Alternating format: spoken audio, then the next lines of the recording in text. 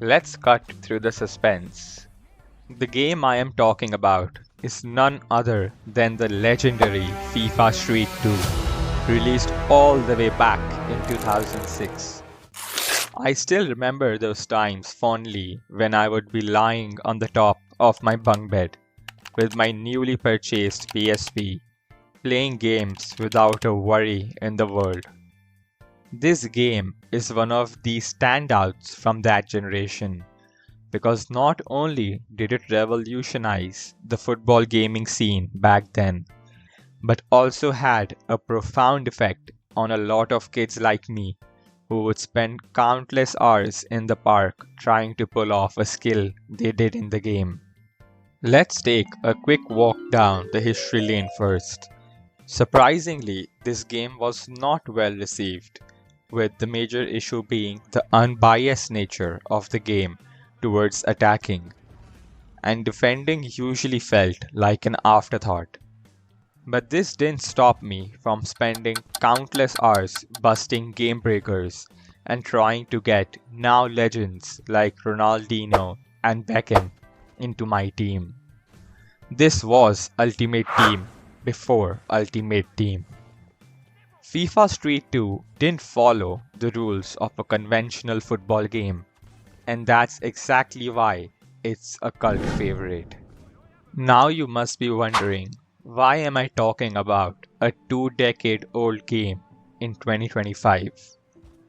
This is because, my friends, I am tired of playing the crap that we are constantly fed by EA. I am tired of complaining about the same issues year on year, only for EA to repackage and repurpose the same game again and sell it to us year on year. FIFA Street 2 was the last time EA gave us a football game that felt unique. It was the last time EA made a game that had a soul. Now let's spend some time dissecting what made this game stand out. For starters, it was a completely new concept which instantly struck a chord with football lovers. Because who doesn't want to play footy with their mates under the flashlights in the streets of Rio de Janeiro? Those evening football sessions with my friends where we used a pair of bricks to mark the goalpost and played football without a bother in the world was the best part of my day. And FIFA Street 2 did exactly that. It transported you to an alternate reality.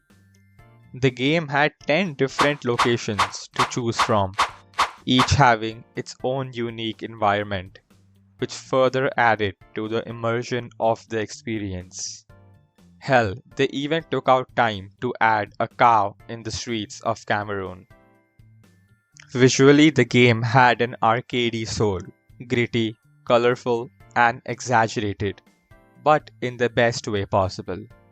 And this is what is missing in modern games where developers are sacrificing fun at the altar of realism. You can choose from 4 game modes: the traditional kickoff mode, the friendly mode, which is similar to kickoff but with more customization, the rule the street mode, and lastly, the skills challenge mode. The crown jewel of this game was definitely the rule the street mode. You start off as a nobody in the football street world and get a chance to rise up the ladder to eventually building your own fantasy team. The charm of this mode was that you were invested in the journey of your player. With every game you played, you got skill bills, which is the equivalent of skill points in today's game, which you could then use to level up certain aspects of your player's game.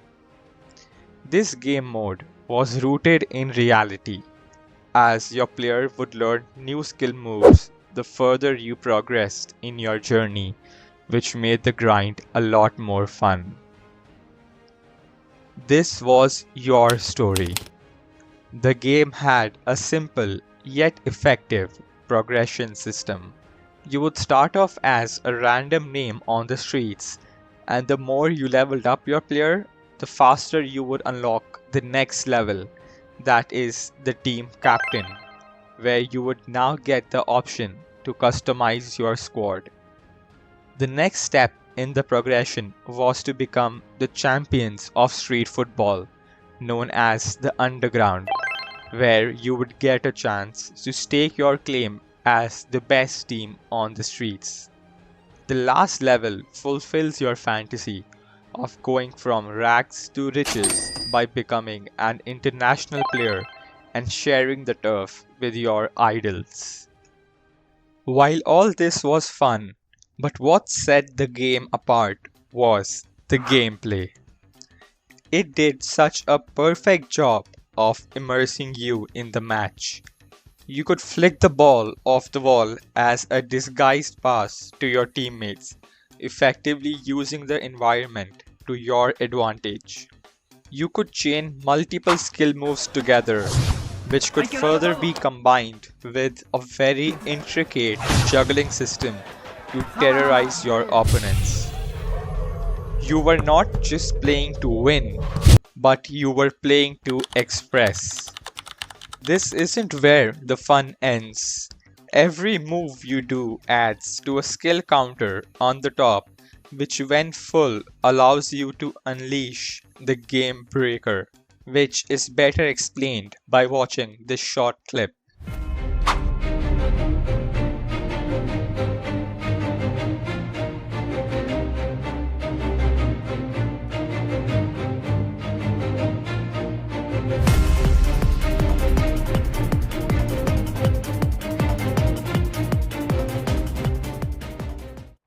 The game could be played however you wanted.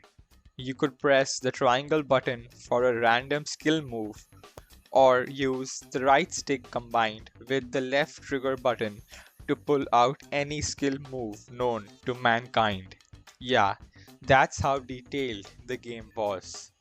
Every goal you scored made you feel like an artist splashing paint on a blank canvas. I could go on and on about the speech of a game, but the purpose behind this video was to bring awareness to where gaming is actually heading to. Where is the fun gone?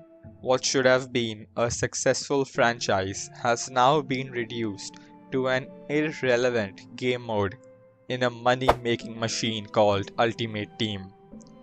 Honestly guys, in today's environment, a game like FIFA Street would be better off being an offline franchise rather than an online one, because the nature of competitive modes mean you start playing to win and not to enjoy, which would destroy everything this game stands for. But maybe there could still be hope to create a game that is both fun and competitive. I recently came across Rematch and I am super excited to get my hands on it when it launches this year, as I believe this could be the game that brings back fun that was stolen from us by greed-driven gaming companies. I hope you enjoyed my narrative on a game lost in the pages of time, and if you are interested in similar content, hit the like and the subscribe button. With that said, I will catch you later.